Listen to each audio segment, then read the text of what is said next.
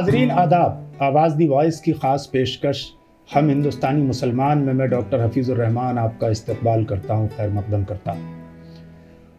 आज के इस शो में हमारा मौजू है मदरसा मॉडर्नाइजेशन यानी मदारिस की जदीद कारी को लेकर गुफ्तगू करना। आमतौर से मेन स्ट्रीम मीडिया हो या सोशल मीडिया हो या देश और दुनिया का मीडिया हो, कुछ बरसों से ज़्यादातर ये आवाज़ें उठती रहती हैं कि मदारिस के सिलेबस में कुछ तब्दीली की जानी चाहिए या मदारिस के निज़ाम को भी मॉडर्नाइज़ किया जाना चाहिए, रिफ़ॉर्म किया जाना चाहिए।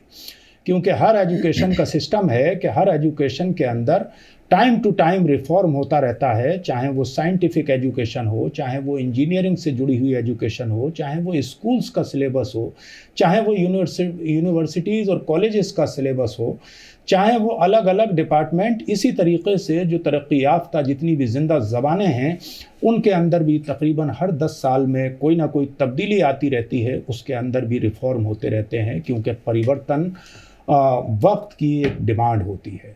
हमारे यहाँ पर हिंदुस्तान में जो दर्स निज़ामी ज़्यादातर मदारिस में पढ़ाया जाता है, जिसको दर्स निज़ामी कहा जाता है, उसको मुल्ला निज़ामुद्दीन लखनवी ने तरतीब दिया था और वो तकरीबन 100 साल से ज़्यादा पुराना है, यानी उसकी एज तकरीबन 200 साल है। और इसके साथ उसमें टाइम टू टाइम रिफॉर्म भी हुए हैं। उनका तैयार किया हुआ एज इट इज़ सिलेबस तो तमाम मदारिस में नहीं पढ़ाया जाता। कुछ मदारिस ने अपनी कन्वीनियंट और अपनी ज़रूरियात के हिसाब से दूसरे सिलेबस भी उसमें शामिल किए हैं, मॉडर्न एजुकेशन को भी शामिल किया है। और बहुत सारे मदारिस ऐसे हैं जिन्होंने उसमें कुछ कम किया है, अलगरज उसको दर्स निज़ामी के नाम से जाना जाता है। और वो जगह जगह, चाहे उत्तर प्रदेश में गवर्नमेंट के ज़रिए चलने वाला Arabic and Persian Madrasa board हो, चाहे बिहार का मदरसा बोर्ड हो, चाहे बंगाल का मदरसा बोर्ड हो, या दूसरी जगह जहाँ जहाँ भी मदरसा बोर्ड हैं, उसमें कहीं ना कहीं दर्स निज़ामी का कोई ना कोई कंपोनेंट शामिल है। दर्स निज़ामी के हवाले से जो इदारे हिंदुस्तान में और ख़ासकर नॉर्थ इंडिया में अपनी अज़मत की आप मिसाल हैं, उसमें दारुल उलूम देवबंद सहारनपुर डिस्ट्रिक्ट देवबंद के अंदर है, उसमें नदवतुल उलमा लखनऊ के अंदर है, उसमें बाबुल इल्म अहले तशी हज़रात का लखनऊ के अंदर है, उसमें जामिया सल्फिया बनारस के अंदर अहले हदीस हज़रात का है, उसमें अहले सुन्नत का जामिया अशरफिया मुबारकपुर के अंदर है, और उसमें अहले सुन्नत में ही मॉडरेट या कुछ जमात इस्लामी से मुंसलिक जो इदारे हैं वो जामियतुल फलाह और जामियतुल इस्लाह जैसे इदारे हैं। ये इसी तरह साउथ में मरकज़ सक़ाफ़त सुन्निया है, और भी बहुत सारे इदारे हैं। लड़कियों के इदारों की अगर हम बात करें तो उसमें रामपुर में जामियतुल सालिहात है। ये वो तमाम इदारे हैं जो आज से नहीं बल्कि पिछले तकरीबन 50 साल से अपने फाज़िलीन को यूनिवर्सिटीज़ में भेजते आए हैं और मॉडर्न एजुकेशन की तरफ भी भेजते आए हैं। और इसमें मोर और लेस बहुत सारे इदारे ऐसे हैं जिन्होंने वक्त की ज़रूरत के मुताबिक, चाहे वो सोशल साइंसेस के सब्जेक्ट हों, चाहे वो हिस्ट्री से जुड़े हुए सब्जेक्ट हों, चाहे वो हिंदी या अंग्रेज़ी के सब्जेक्ट हों, कम या ज़्यादा अपने अपने यहाँ पर शामिल कर रखा है और अपनी मार्कशीटों को, अपनी सनदों को यूनिवर्सिटीज़ से, देश की अच्छी यूनिवर्सिटीज़ से मुल्हक करा रखा है। यहाँ तक कि कुछ इदारों ने अपनी सनदों को जामिया अज़हर काहिरा से भी और मदीना मुनव्वरा और मुख्तलिफ़ जगहों से अपनी अपनी सहूलत के हिसाब से मुल्हक करा रखा है।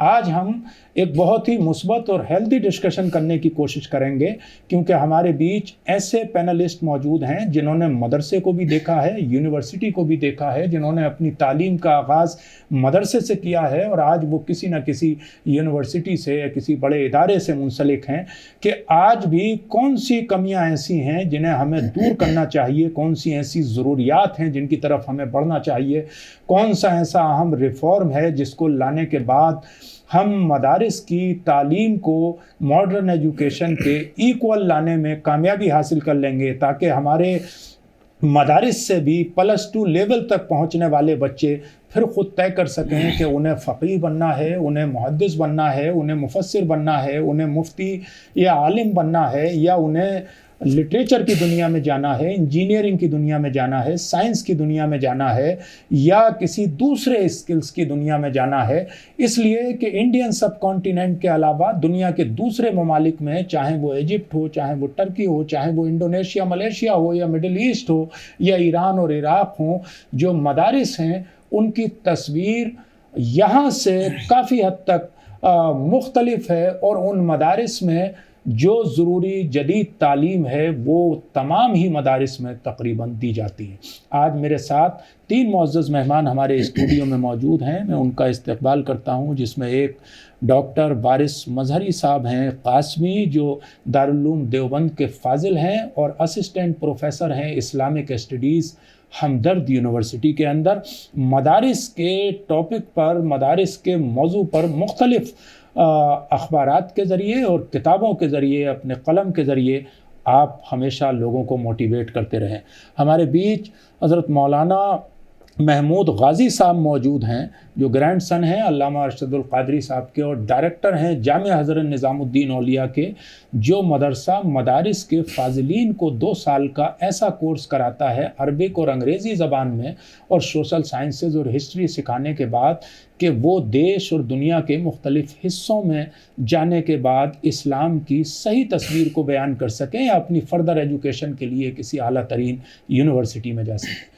اسی کے ساتھ ہمارے بیچ ڈاکٹر عطاء الرحمن آدمی صاحب موجود ہیں، جو سینئر اسسٹنٹ ڈائریکٹر ہیں اگنو کے ریجنل سینٹر نئی دہلی کے۔ میں آپ تمام مہمانوں کا استقبال کرتا ہوں۔ آپ بھی جامعۃ الفلاح کے پروڈکٹ ہیں، اور جواہر لال نہرو یونیورسٹی سے آپ نے PhD کی ڈگری حاصل کی ہے۔ آج ہم تینوں معزز مہمانوں سے جاننے کی کوشش کریں گے کہ ہمارا اگلا قدم کیا ہونا چاہیے اور مدارس میں کس طرح سے ریفارم آنا چاہیے۔ سب سے پہلے میں ڈاکٹر وارث مظہری صاحب سے جاننے کی کوشش کروں گا کہ جس پڑاؤ پہ مدارس آج کھڑے ہوئے ہیں اور ان میں بار بار سوالات اٹھتے ہیں، تو اس میں اگلا قدم ہمارے مدارس کا کیا ہونا چاہیے ریفارم لانے کے لیے؟ بہت شکریہ۔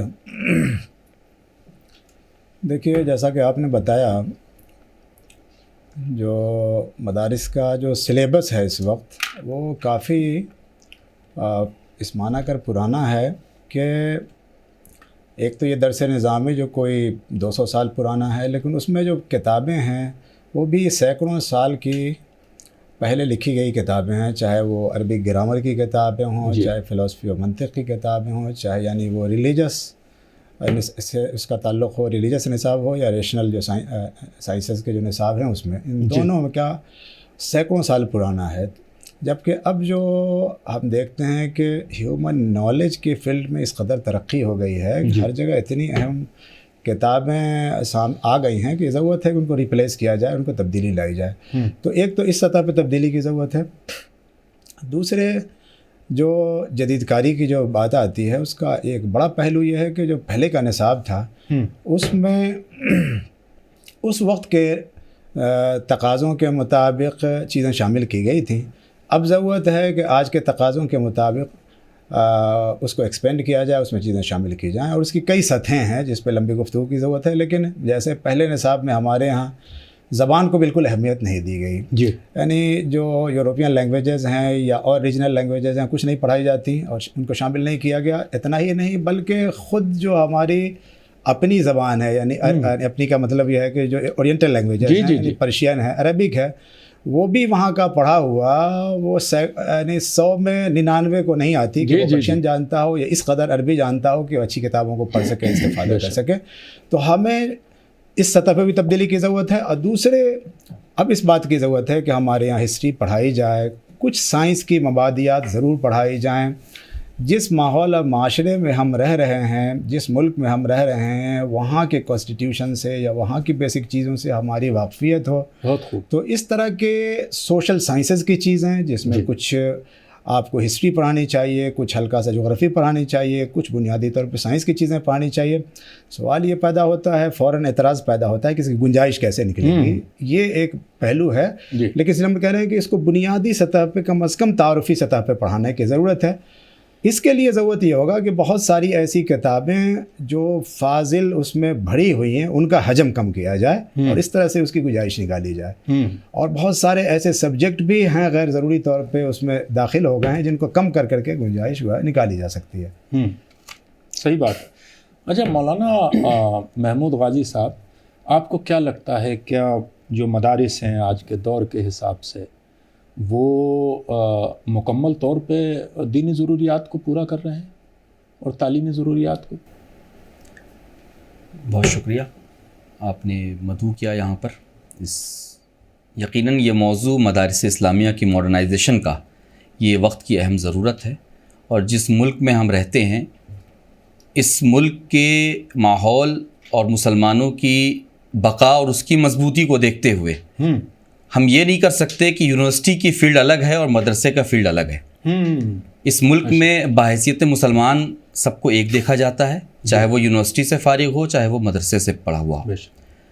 آپ اگر یونیورسٹی سے نکل رہے ہیں تو آپ کے پاس دینی تعلیم اتنی ہونی چاہیے جو اسلام کی ضروریات میں سے ہے، اور آپ مدرسے سے اگر نکل رہے ہیں تو آپ کے پاس ماڈرن ایجوکیشن اتنا ہونا چاہیے بحیثیت عالم آپ کسی بھی اسٹیج پر اسلام کو ڈیفینڈ کر سکیں۔ اسلامی تعلیم کی ضرورت اس وقت، اور کیا وہ اپنے مقصد کو پورا کر رہے ہیں، میری رائے یہ ہے کہ اس وقت ہندوستان کے الگ الگ علاقوں میں آپ اگر دیکھیں تو بہت بڑا خطہ اب بھی جو ہے وہ غریبی ہے، وہاں پر کھانے کی بہت کمی ہے، وہاں ایجوکیشن کی بہت کمی ہے۔ تو اب ان علاقوں کا اگر ہم دورہ کریں تو یہ پتہ لگتا ہے کہ وہ غریب باپ کم سے کم یہ چاہتا ہے کہ بچے کو اگر ہم انگلش میڈیم اسکول پر یا اسکولی تعلیم اگر نہیں دے سکتے ہیں، یا اسکول اس علاقے سے بہت دور ہے، تو کم از کم کوئی تو ایسی تعلیم دے کہ جس سے وہ بچہ ہمارا پڑھا لکھا مانا جائے، کسی طرح کی تو ایجوکیشن اس کے پاس ہو۔ ایجوکیشن ہوتی ہے، اور ایجوکیشن کا مین موٹیو یہ ہے کہ اس کو آپ انسان بنانا سکھائیں۔ اگر کوئی ڈاکٹر بننے کے بعد بھی اگر اس کے اندر حیوانیت ہے تو وہ پڑھا لکھا نہیں تصور کیا جائے گا۔ ایجوکیشن کا مطلب یہ ہے کہ اسے انسانیت سکھائی جائے۔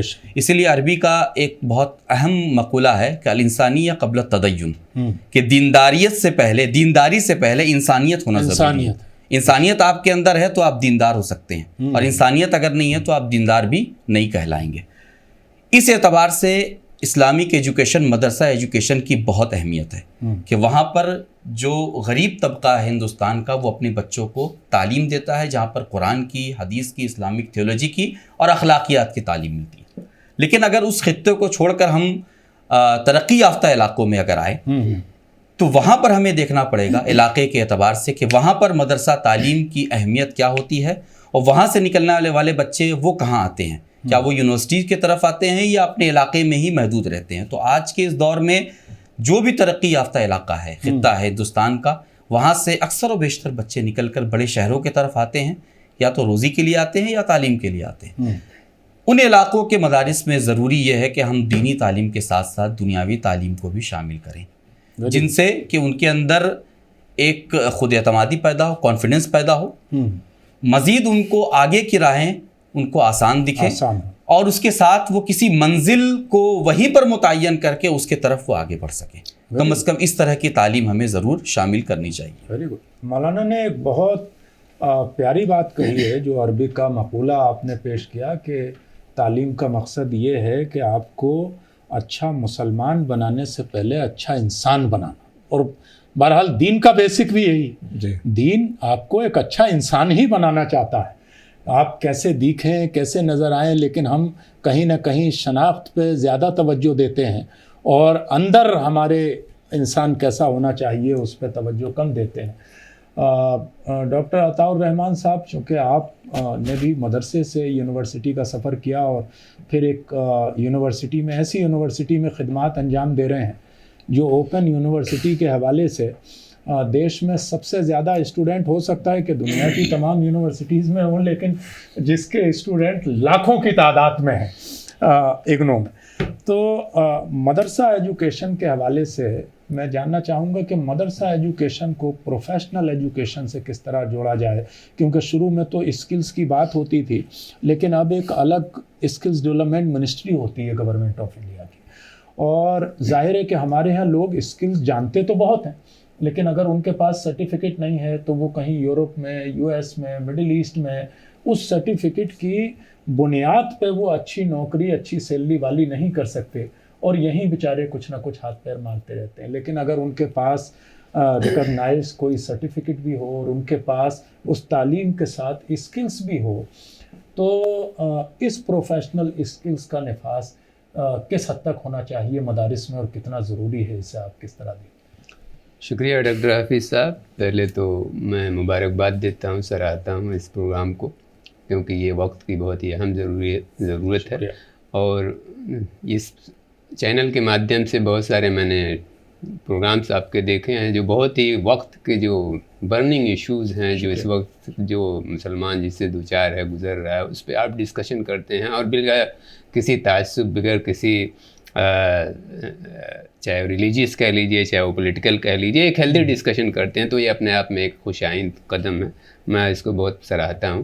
جہاں تک رہی بات اسکل کی، اور جہاں تک رہی ماڈرنائزیشن آف ایجوکیشن سسٹم کی، چاہے وہ مدرسہ ہو چاہے وہ اسکول ہو، میرا ماننا یہ ہے، میں نے بھی 10 سال مدرسے میں گزارے ہیں، اور اس کے بعد 15 سال سے لگ بھگ ایک ہائر انسٹیٹیوشن میں اپنی خدمات کو انجام دے رہا ہوں، اور ابھی جو نیشنل ایجوکیشن پالیسی 2020 ہے، جس طرح سے ایک ٹرانزیشن فیس ہوا ہے، وہ ٹرانزیشن فیس میں اب ہمیں ضرورت ہے کہ اپنے آپ کی بقا کے لیے، ہمیں مطلب مسلمانوں کے لیے، اسکولز کے لیے، ایون ریلیجیس اسکول پرٹیکولرلی، جو ہم جس پہ ہم آج چرچا کر رہے ہیں، کہ ہم اپنے بچوں کو کیا دینا چاہتے ہیں، یہ تو پہلے طے ہونا چاہیے۔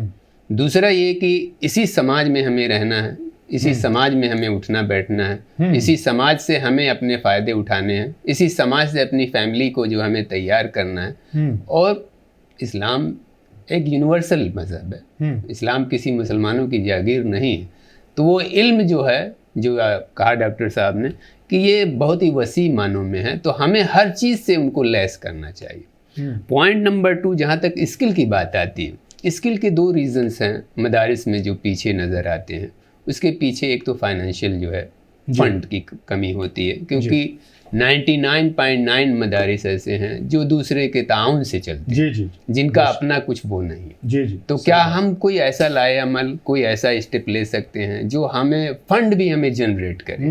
کوئی ہم ایسا اسٹارٹ اپ انوویشن کے نام پہ جو بھی منسٹری چلا رہی ہے، کیا اس منسٹری کے نام پہ اس طرح کا ہم کیا اپنے مدارس میں، خاص طور سے وہ مدارس جو آلریڈی یونیورسٹی کی لیول پہ پہنچ گئے ہیں، چاہے دیوبند ہو، چاہے ندوۃ العلماء ہو، چاہے جامعۃ الفلاح ہو، اصلاح ہو، کیونکہ اس میں ہمیشہ سوشل سائنس بھی پڑھائے جا رہے ہیں، میتھمیٹکس بھی پڑھائی گئی ہے، سائنس بھی ہے، انگلش بھی ہے، اس کے بچے دوسرے حساب سے دیکھ رہے ہیں۔ فرق صرف اتنا ہے کہ ان کو ڈائریکشن نہیں مل پا رہا، اس ڈائریکشن کی کمی ہے، اس کو کیسے فلفل کیا جائے۔ اس کے 2 طریقے ہو سکتے ہیں۔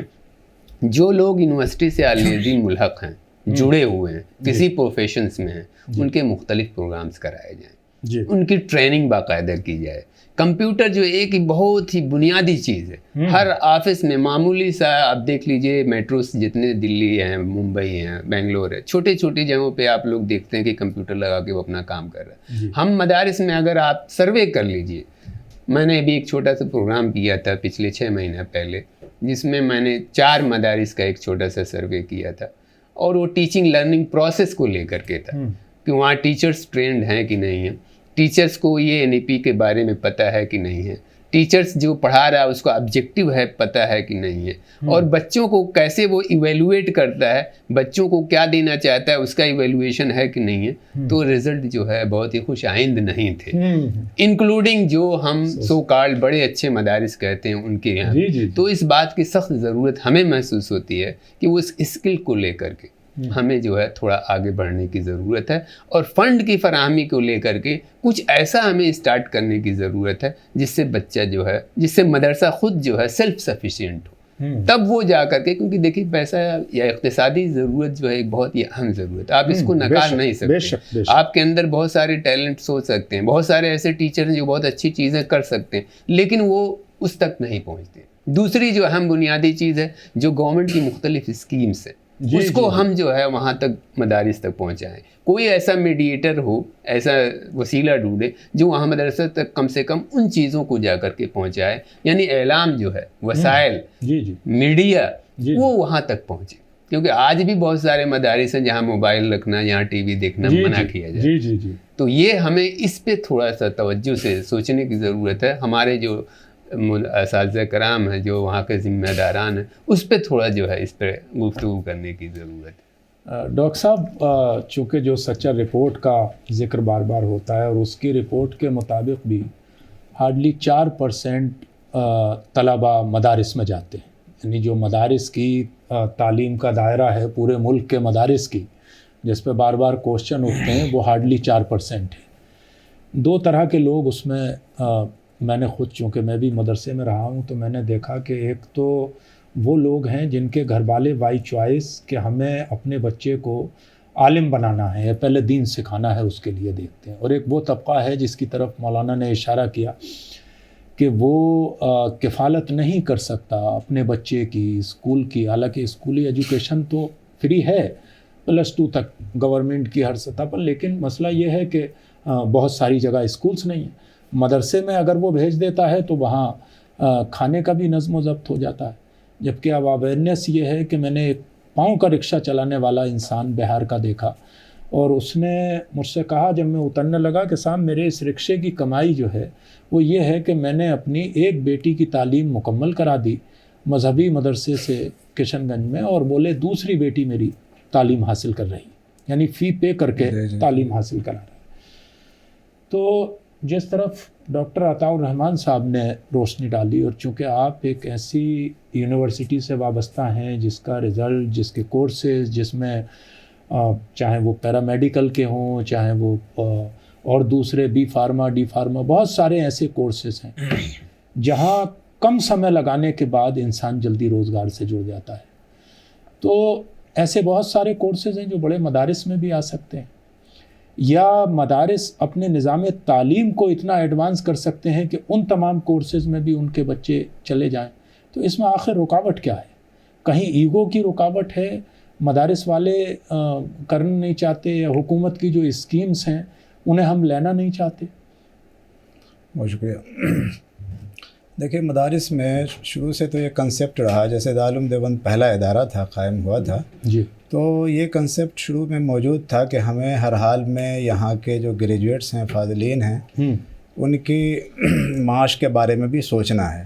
اچھا, یہ فکر شامل رہی. جی, یعنی یہ ایک فیکٹ ہے کہ شروع کی تاریخوں میں بالکل رہا. چنانچہ اگر ہم دیوبندی کو مثال بنائیں تو وہاں اس طرح کے شعبہ جات کھلے گئے, جس میں اس وقت کے اعتبار سے خطاطی وغیرہ, کیلیگرافی سکھائی جاتی تھی, درزی کا کام سکھایا جاتا تھا, بہت مارکیٹ تھی اس کی, درزی کا کام سکھایا جاتا تھا, یا جلد سازی وغیرہ کتابوں کی سکھائی جاتی. اس کا بنیادی مقصد یہ تھا کہ جب وہ یہاں سے فارغ ہوں تو اس لائق ہو جائیں کہ وہ کچھ پیسے کما سکیں. پھر وہاں طبیہ مدرسہ طبیہ کالج قائم ہوا تھا, اور وہ زمانے تک رہا. اس کے فضلہ نکلتے تھے اور روزگار سے جڑ جاتے تھے. لیکن ہم یہ دیکھتے ہیں کہ آگے چل کے ایک شفٹ یہ پیدا ہوتا ہے کہ یہ جو ایک فکر تھی کہ ہمیں اس کو شامل رکھنا ہے, ہر حال میں معاش کی فکر کو بھی دینی تعلیم سے جوڑ کے رکھنا ہے, وہ آگے چل کر کے وہ کہیں نہ کہیں وہ ختم ہو گئی, یا بہت زیادہ کمزور سے کمزور ہو گئی. اب کچھ اداروں نے آ کر کے ریوائیو کرنے کی کوشش کی, اور اس ادھر خاص طور سے یعنی 20ویں صدی کے ہم یہ دیکھتے ہیں کہ آخری دہائیوں میں اس کی زیادہ فکر پیدا ہوئی, کیونکہ اب فاضلین کی تعداد بہت زیادہ ہو گئی ہے, اور معاش کا مسئلہ ایسا پیدا ہوا ہے کہ جس سے کرپشن بھی پیدا ہو رہا ہے. بہت سارے غیر ضروری مدرسے قائم ہو رہے ہیں, بہت طرح کے فیک چندہ والے ہو رہے ہیں, اور ایک پروفیشن کی شکل میں نکل رہا ہے. تو اب یہ چیلنج خود مدارس والوں کے سامنے بھی ہے کہ ہم کیسے اس پورے پرابلم کو سالو کریں. تو کچھ کوششیں ہونے لگی ہیں. چنانچہ ہم دیکھتے ہیں کہ جامعۃ الہدایہ جو جے پور کا ادارہ ہے, اس کی بہت اچھی مثال ہے. یہ غالباً قائم ہوا تھا 79 یا 80 کے شروع میں. اس نے بنیادی طور پہ اسی فکر کو آگے بڑھایا کہ ہمیں ہر حال میں ایسا گریجویٹ پیدا کرنا ہو جو کوئی ایک اسکل بھی جانتا ہو. تو وہ ایک پیرلل لیول پہ وہ باضابطہ چھوٹی جو اسکل لیول کی چیزیں ہیں وہ سکھاتے ہیں وہ, اور ایک پورا نظام انہوں نے اس کا بنا رکھا ہے. اسی طریقے سے جو ہے وہاں اشاعت جو عقل کنواں کا جو غلام مستانوی صاحب کا ادارہ ہے اس میں مختلف اس طرح کے شعبہ جات کام کر رہے ہیں. یعنی کمپیوٹر کے لیول پہ یا اس کے لیول پہ کوشش یہ کی جا رہی ہے کہ اس گیپ کو بھرنے کی کوشش کی جائے. لیکن ظاہر ہے جو پانی بہہ چکا ہے بہت زیادہ، اس کو پوری طرح سے صورتحال کو صحیح کرنے میں کافی وقت لگے گا. سمجھ میں یہ نہیں آ رہا ہے انہیں کہ ہمیں کس طرح سے اس کی گنجائش گویا پیدا کرنی ہے. اگر یہ فکر کا حصہ بڑے مدارس کے اب یہ ہو جا رہا ہے، یعنی ایک جو میں شفٹ آیا ہے اس میں یہ تبدیلی دیکھنے میں آتی ہے. لیکن ایک تو جیسا کہ پہلے بھی آپ نے بھی یہ کہا کہ وسائل کی کمی ہے.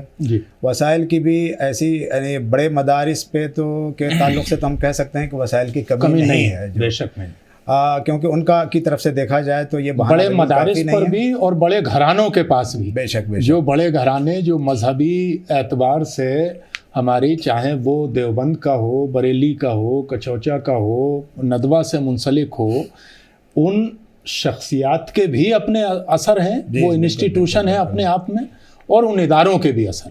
دیکھیں کچھ تو فکری لیول پہ بھی ایک جمود والی کیفیت ہے، ایک تحفظ والی کیفیت پائی جاتی ہے کہ لوگ زیادہ دنیا دار ہو جائیں گے، عدم تحفظ. جی جی ہاں نہیں، وہ اگر اس طرح کی چیزیں پڑھ کر کے وہ صرف دنیا کمانے والے لگ جائیں گے. جی جی حالانکہ ایسا نہیں تھا. ہمارے اسلاف میں جو صورتحال تھی وہ یہ تھی کہ بڑے بڑے جو علماء ہوتے تھے وہ بہت چھوٹے چھوٹے پیشوں سے بھی جڑے ہوئے رہتے تھے. امام ابو حنیفہ تجارت کرتے تھے اور ریشم وغیرہ کی.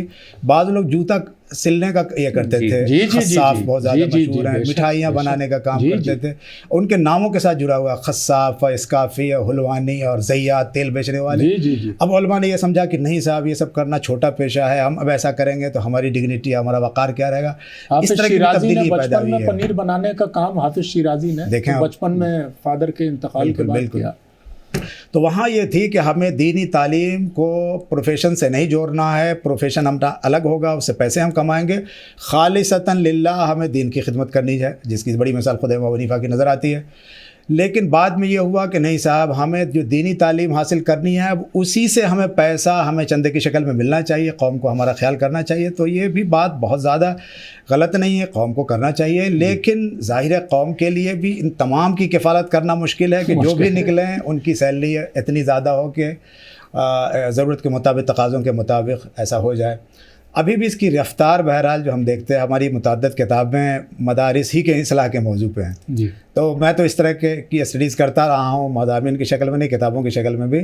میں یہ سمجھتا ہوں کہ ایک تبدیلی تو آ رہی ہے، لیکن وہ تبدیلی اس طرح کی ہے کہ ان کو سمجھ میں نہیں آ رہا ہے کہ اس کو ہمیں اس صورتحال کو کیسے کرنا ہے. مجھے یاد آتا ہے سید احمد خان نے یہ کمنٹ کیا تھا دارالعلوم دیوبند پہ اس وقت کہ یہ تصور کیا جا رہا ہے کہ ہمیں اس طرح سے کی نسل پیدا کرنی ہے جو بالکل گویا ایسے للہ فی اللہ ہوگی، جس کو دنیاوی ضرورتیں نہیں ہوں گی. کہ یہ تو صرف ایک لگتا ہے کہ دل لگی کی بات، یہ لفظ یہی ہے کہ دل لگی کی بات ہے، ایسا ہو نہیں پائے گا. آگے چل کر کے مسائل پیدا ہوں گے. اپنے انداز میں انہوں نے خود طنزبند بھی کیا تھا. تو بہت دنوں تک تو ایسی صورتحال بالکل نہیں پیش آئی، لیکن واقعی میں اب لگتا ہے کہ یہ بات سامنے آ رہی ہے کہ اگر ہماری نسل کو، یعنی فاضلین مدارس کو اگر معاش سے نہیں جوڑا گیا تو ان سے جو دینی توقعات ہم کر رہے ہیں اچھے انداز میں اپنے سماج کو بنانے کی، دینی خدمات کی، اس پہ بھی زبردست اثر پڑے گا اور پڑ رہا ہے. بے شک. مولانا محمود غازی صاحب، کیونکہ آپ جلسے جلوس کے بھی جو نظام ہیں ان سے بخوبی واقف ہیں، آج کے علماء کرام کے معیار سے بھی بخوبی واقف ہیں.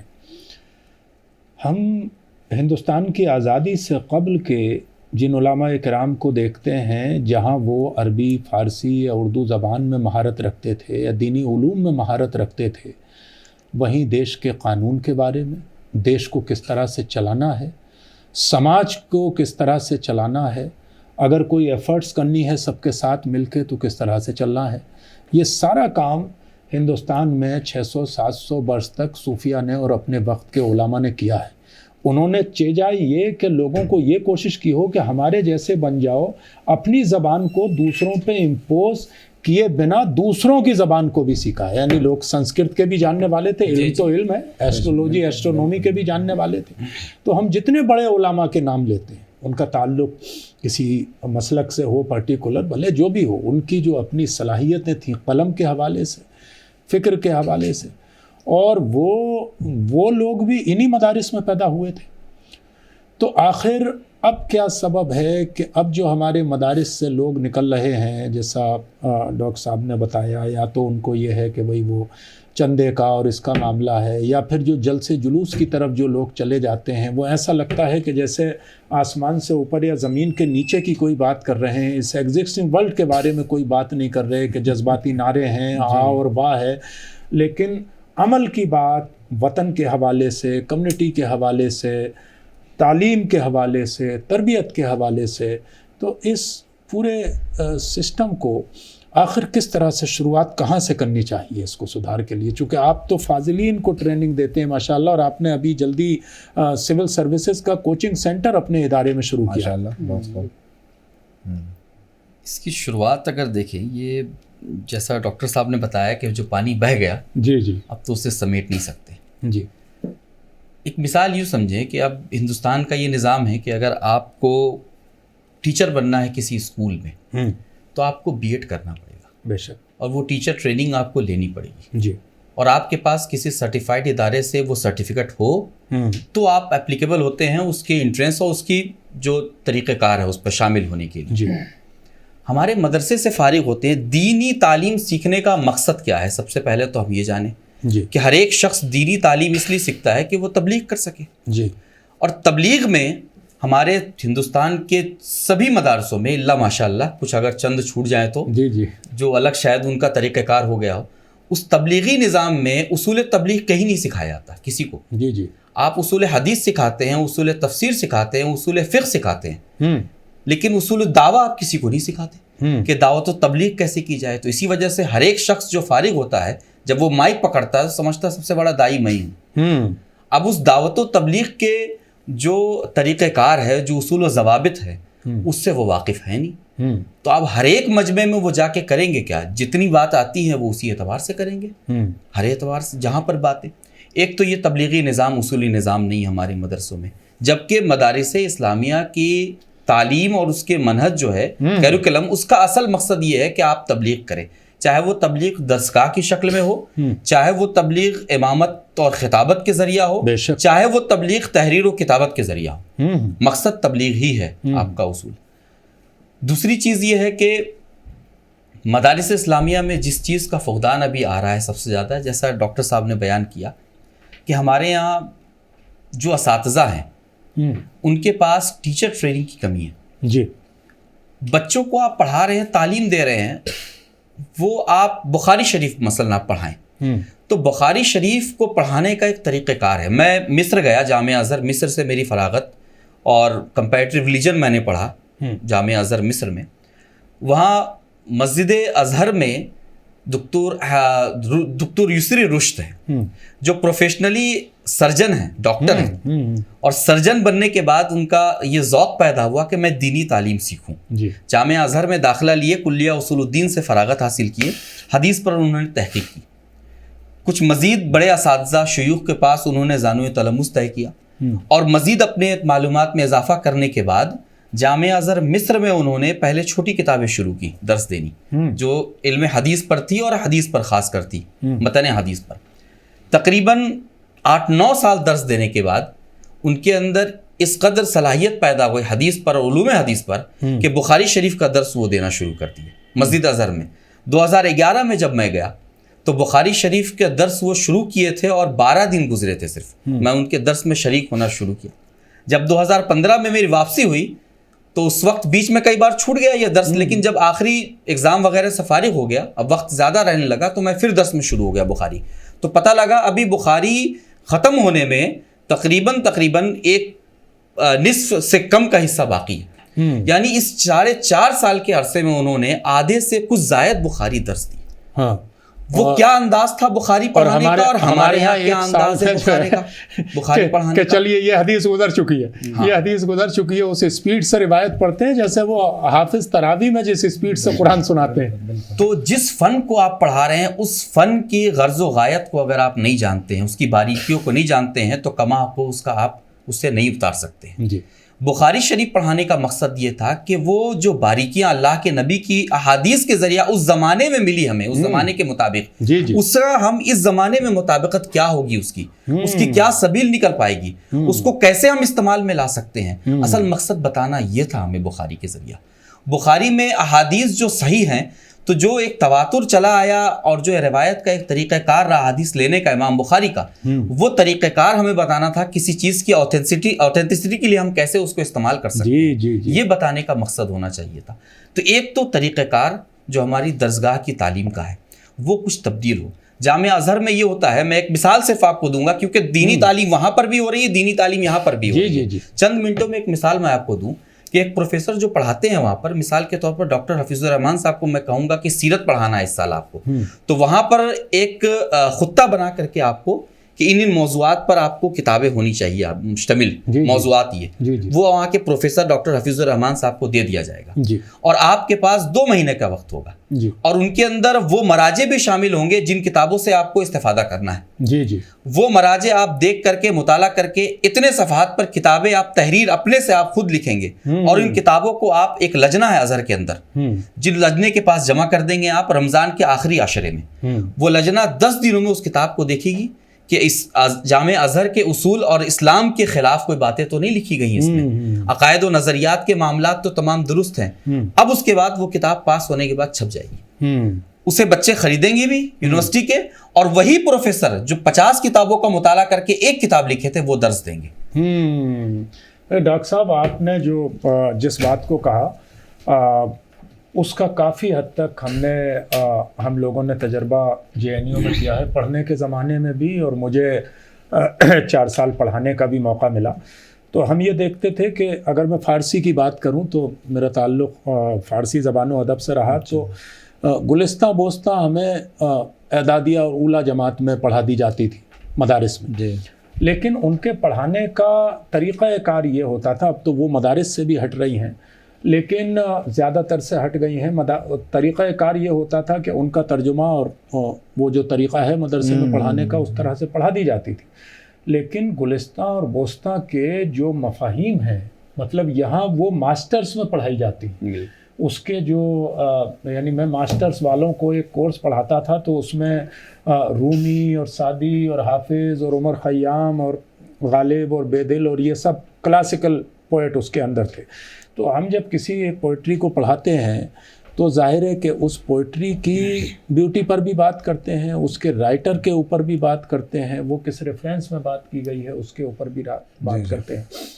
تو آخر جو مدرسے میں ٹیچنگ کا سسٹم ہے، اس میں تو کوئی شک نہیں کہ مدارس کے بچے جتنے محنتی ہوتے ہیں اس کا اثر ہم نے یونیورسٹیز میں یہ دیکھا ہے کہ بھلے اردو، عربک، پرشین میں ہی میکسیمم بچے آتے ہیں، لیکن جو بچے مدارس سے آتے ہیں، ایک تو نمبر 1 ان کا املا صحیح ہوتا ہے، وہ فعل فاعل مفعول کو عین کے ساتھ ہی لکھتے ہیں، بہت سارے لوگ ایسے بھی ہیں میں نے دیکا ہے کہ وہ وداؤٹ عین بھی لکھتے ہیں۔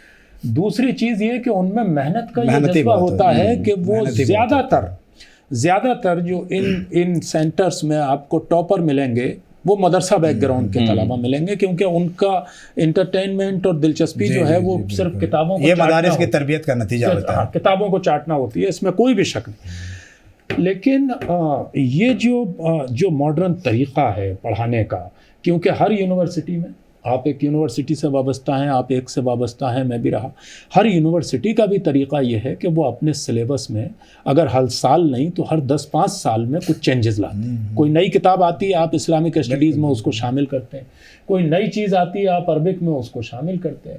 ہم کوئی نئی ریسرچ آتی تھی تو کہ بھئی یہ نئی کتاب آ گئی ہے، اب اس پہ، اب یہ پرشین میں اس کا بھی ظاہر ہے، یا یہ نیا کوئی پوئٹ آ گیا اس پر۔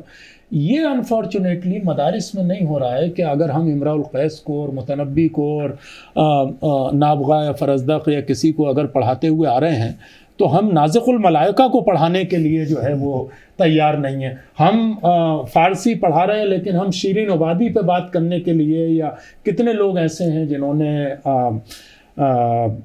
نوبل پیس پرائز لیا ہے، یا ان کو کوئی لٹریسی کے لیے کسی کتاب کے لیے بڑا ایوارڈ دیا گیا ہے، اس کو پڑھانے کے لیے تیار نہیں۔ یہ تبدیلی کیسے لائی جائے اور اس کی کتنی ضرورت ہے؟ ڈاکٹر صاحب آپ کے کوشچن سے پہلے میں دو لوگوں پہ بات کرنا چاہوں گا، جیسا کہ انہوں نے کہا کہ تربیت کے حوالے سے اور دوسرا جو ہے مائنڈ سیٹ کے حوالے سے، تو مائنڈ سیٹ چینج ہو رہے ہیں. ایک طریقے کا کار یہ بھی ہو سکتا ہے آؤٹ سورسنگ جس کو ہم کہیں، جی جی، جو Indira Gandhi national open university بہت اچھی طرح سے کر رہی ہے. جی جی جی، تقریباً 32 لاکھ اسٹوڈنٹ ہیں جو دنیا کی آلموسٹ سب سے بڑی یونیورسٹی ہے، 2500 سے زیادہ پرماننٹ اسٹاف ہیں اس میں. وہ کیا کرتی ہے، آپ ہر جگہ کالج یونیورسٹی نہیں کھول سکتے. جی بے شک. تو ان کے جو ہے ہیڈ کوارٹرس وہاں ہیں، جو یونیورسٹی جیسے ڈی یو ہے، جامعہ ہے، جے این یو ہے. اس کے بعد 56 ریجنل سینٹر، جی، اس کے بعد اس ریجنل سینٹر کا جیورسڈکشن ہے. دین اس کے بعد ہر کالجز میں، یونیورسٹیز میں ان کے اسٹڈی سینٹر، انہی کا انفراسٹرکچر، انہی کے ٹیچر کی خدمات، انہی کے جو ہے رومز کا استعمال کر کے وہ اگنو اپنے بچوں کو پڑھاتا ہے. کیا یہ کام ہم وہ خاص طور سے وہ مدارس جو آلریڈی انفراسٹرکچر وائز بہت ہی ساؤنڈ ہیں، جن کے پاس ہر کچھ موجود ہے، کیا ہم اس کو استعمال کر سکتے ہیں؟ کیا ایسا نہیں ہو سکتا کہ ہم ایک وقت میں ریگولر اسکول چلائیں جی وہاں جی پہ، جی جی جی، اور بے شک. ایک سیکنڈ ٹائم میں ہم مدرسہ چلائیں؟ کیا جی ایسا جی. پاسبل ہے؟ یا اگر فرسٹ ایسا ٹائم مدرسہ چلائیں، سیکنڈ ٹائم اسکول کرتے ہیں. کیونکہ یہ بچوں کو مین اسٹریم میں لانا، کیونکہ میں ساؤتھ میں گیا، قاضی پورم میں گیا اور وہاں گیا، کوچین گیا، تو وہاں ایک مدرسے میں گیا، جی میری ایگزامینیشن ڈیوٹی تھی. اتفاق سے پتہ چلا، مطلب پتہ ہے، تو انہوں نے بتایا کہ میرے سارے بچے مارننگ میں نارمل اسکول میں جاتے ہیں. جی 700 بچے تھے اس مدرسے میں، مارننگ اسکول میں جاتے ہیں. سیکنڈ ہاف میں سارے بچے یہاں پڑھتے ہیں. جی اور وہ سارا کورس جو ہم 15 سال میں مدرسے میں پڑھاتے ہیں وہ 8 سال میں پڑھاتے ہیں. جی. اور ایک بچے سے ملاقات ہوئی، ماشاءاللہ بہت اچھی عربی بول رہا تھا. ہاں وہاں تو بہت شاندار بولتے ہیں. تو کہنے کا مطلب یہ کہ ہم کیوں نہیں یہ اپناتے ہیں، ہم کیوں نہیں سوچ سکتے؟ ہمارے پاس ریسورسز موجود ہیں، ہم اس کو ریسورسز کو ملٹیپلائی کرنا ہے، ہم ایڈیشنل کچھ خرچ نہیں کر رہے ہیں. اور یہی آپ سیلف فائنانس اسکول کھول دیجیے، آپ کو جو قرب و جوار کے سارے لوگ ہیں سارے آ کے پڑھیں گے. آپ کو پیسے جنریٹ ہوں گے، اس پیسے سے آپ چھوٹی موٹی انڈسٹری لگائیے، چھوٹی موٹی اسکلس لگوائیے، کمپیوٹر لگوائیے، لیب لگوائیے، آپ بچے وہاں جا کر کے سیکھیں گے. دوسری بات لینگویج کے حوالے سے میں کہنا چاہتا ہوں، پہلے جو بھی پڑھائی ہوئی، جو بھی آزادی کے بعد سے جو چین آف مدارس کھلے، اس کا مقصد صرف دینی تھا. جی جی، وہ فوکس لینگویج نہیں تھا. جی قرآن کی اور حدیث کی تفہیم کے لیے عربک اور فارسی اور چیزیں پڑھائی جاتی تھیں، لیکن چونکہ میڈیم آف انسٹرکشن ہمیشہ اردو رہا یا جو بھی ریجنل لینگویج رہی، اس لیے لینگویج پہ فوکس نہیں دیا گیا.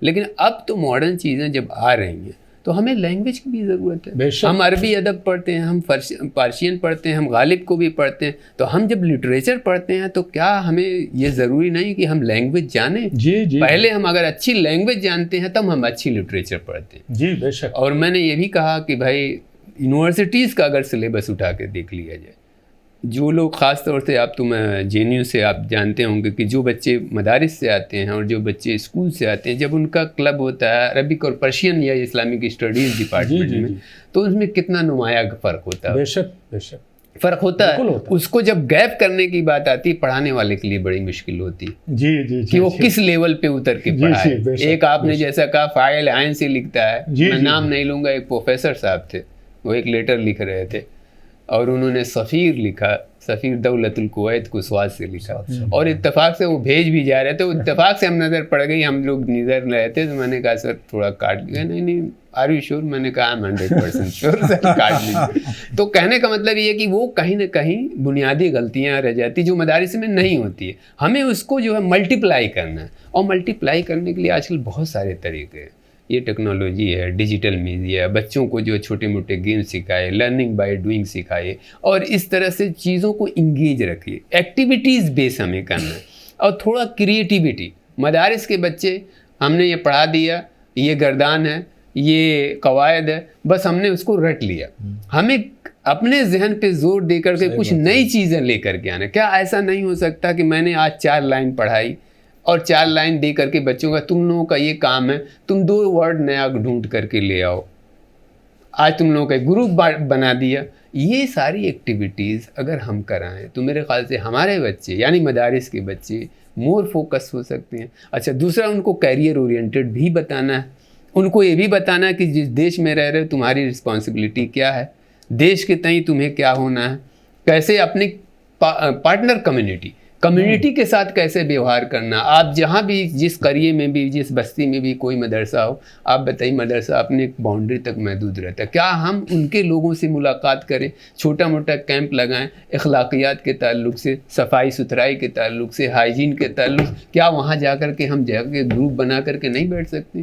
تو یہ کیا ہوگا, یہ آپس میں انڈرسٹینڈنگ بھی بنے گی اور ایک نیا پہلو بھی دکھے گا اور مدرسے کے بچے ریفلیکٹ ہوں گے. کیونکہ ایجوکیشن کیا ہے, ایجوکیشن یہ نہیں ہے کہ to know about education, to know about each and everything and to have specialization in one thing. میرا ڈسپلن عربک, آپ مجھے میتھمیٹکس میں ایکسپرٹ نہیں مان سکتے, لیکن بنیادی چیزیں تو میں میتھمیٹکس ہی جانوں کہ 2+2 = 4. دیٹ آئی شوڈ نو, یہ مجھے پتا ہونا چاہیے.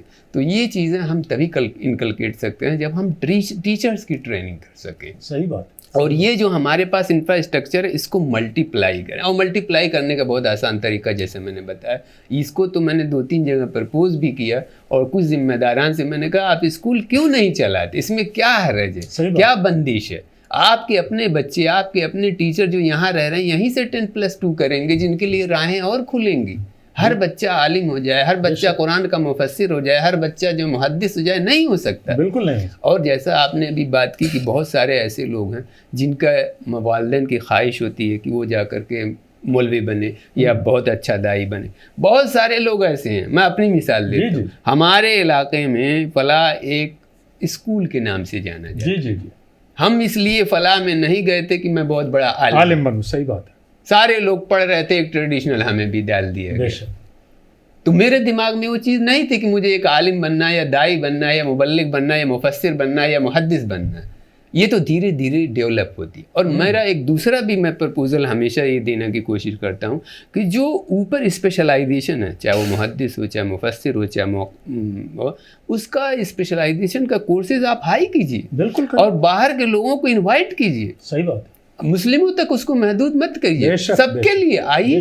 جیسے ڈاکٹر صاحب نے کہا کمپیریٹیو ریلیجن رکھیے وہاں, تبھی یہ افہام و تفہیم کا مسئلہ کھلے گا, تبھی یہ چیزیں تھوڑا زیادہ عام ہوں گی. تو میرے خیال سے یہ کچھ چیزیں ہیں جو اگر ہم کی جائیں مطلب انیشیل اسٹیج پہ, تو شاید اس کے دورس نتائج دیکھنے کو مل سکتے ہیں. ڈاکٹر صاحب بہت ہی اچھی گفتگو. میں ایک فائنل ریمارک ڈاکٹر وارث صاحب سے لوں گا. جس وقت ہم جامعہ ملیہ میں آئے تھے تو اس وقت بھی چونکہ جو یو پی بورڈ سے اگر اختیاری مضمون انگریزی سے کر کے آتے ہیں تو ان کو تو الگ سے ایگزام نہیں دینا ہوتا تھا, اور اصلاح, فلاح, عام طور سے جامعہ اشرفیہ اور ندوہ, یہاں کی مارک شیٹ جن لوگوں کے پاس ہوتی تھی جامعۃ الصالحات کی, ان کو نہیں دینا ہوتا تھا. لیکن 20-25 سال پہلے یہ تھا کہ دیوبند سے جو طلبہ آتے تھے انہیں +2 کے لیول کی انگریزی کا پرچہ, اب ظاہر ہے کہ وہاں اس سلیبس میں جب نہیں تھی اور بڑا مشکل بھی وہ انگریزی تھی جو انہیں پہلے انگریزی کی تیاری کر کے پاس کرنا ہوتا تھا, تب گریجویشن میں ایڈمیشن ان کا ہو پاتا تھا. آج جیسا ڈاکٹر صاحب نے کہا کہ اتنے سارے ریسورسز ہیں, ڈیجیٹلائزیشن کے ذریعے سے آپ کہیں سے بھی جڑ سکتے ہیں, مدارس کو 2 in 1 کر کے آپ جو ہے وہ چلا سکتے ہیں. اور یہ چیز میں نے خود دیکھی کہ جب میں 1 سال شبلی کالج میں رہا تو وہاں کے لوگ ٹوپی لگائے ہوئے یا کرتے پاجامے میں نہیں, پینٹ شرٹ میں بھی تھے اور بنا داڑھی کے تھے جو آپ کے فلاں میں پڑھتے تھے. تو وہاں اس پر سختی نہیں تھی کہ فوکس جو ہے وہ لباس پہ, جیسے ہمارے ویسٹرن یو پی میں بریلی اور دیوبند یہ دونوں ہی ادارے ایسے ہیں کہ ان کا جتنا تشدد خاص اس مذہبی تعلیم پہ ہے, اتنا ہی تشدد جو ہے وہ شناخت پہ ہمیشہ رہا ہے. اور انہیں لگتا ہے کہ یہ شناخت سے کوئی اگر باہر آیا تو سمجھیے کہ وہ بے دین ہو گیا یا وہ آوارہ ہو گیا یا وہ فاسق ہو گیا, اور طرح طرح کے الفاظ اس کے لیے استعمال کیے جاتے ہیں. تو اس سلسلے میں ایک فائنل کمنٹ میں آپ کا لینا چاہوں گا کہ اب آگے کا ہمارا قدم کیا ہونا چاہیے. دیر بھلے ہو چکی ہے بٹ اتنی دیر نہیں ہوئی ہے کہ کچھ سدھارا نہ جا سکے. اور یہ جو میڈیا کی طرف سے آوازیں اٹھتی ہیں اور جو نیو ایجوکیشن پالیسی میں بھی آیا ہے, اب تو ڈائریکٹ دیکھیے 10 کا ایگزام بھی نہیں دینا, ڈائریکٹ +2 کا ایگزام ہوتا ہے. تو اور آسانی ہے کہ مدارس کے لوگ جو ہیں وہ اس سلیبس کو ساتھ میں چلانے کے بعد اپنے بچوں کو عالم یا فاضل کی ڈگری دینے کے ساتھ +2 کی ڈگری بھی دلوا سکتے ہیں. تو اس میں کیا رکاوٹ کیا ہے آخر؟ بہت شکریہ. دیکھیں ابھی کچھ جو جس ذہنی تبدیلی کی ہم بات کر رہے تھے, وہ تبدیلی مختلف سطحوں پہ دیکھنے میں آ رہی ہے. کچھ دنوں پہلے مولانا ارشد مدنی نے یہ اعلان کیا تھا کہ ہمارے یہاں ان بچوں کا داخلہ ہوگا جو آلریڈی میٹرک کر چکے ہوں گے, میٹریکولیشن کر چکے ہوں گے. تو اب جو ہے اس سطح کے لوگ جو بالکل اس موضوع پہ سوچنا نہیں چاہتے تھے, مولانا محمود مدنی صاحب نے بھی کچھ NIOS کے ساتھ مل کے شاید کچھ کیا ہے. مولانا محمود مدنی اسی طرح کا ایک ادارہ غازی آباد میں چلاتے ہیں. اچھا, وہ ایک طرح کا بریجنگ ادارہ جو یونیورسٹیوں کو مدرسوں سے قریب کر سکے اور وہاں کے فضلہ کی اس طرح کی تربیت دیتے ہیں جیسے ان کا. لیکن خود ہم دیکھتے ہیں کہ دیوبند چونکہ وہ سب سے بڑا مدرسہ پہلے قائم ہوا ہے, اگر وہاں کوئی بڑی تبدیلی آتی ہے تو اس کا امپیکٹ بہت زیادہ ہوگا, بلکہ پورے سب کانٹیننٹ پہ ہوگا, انڈیا پہ.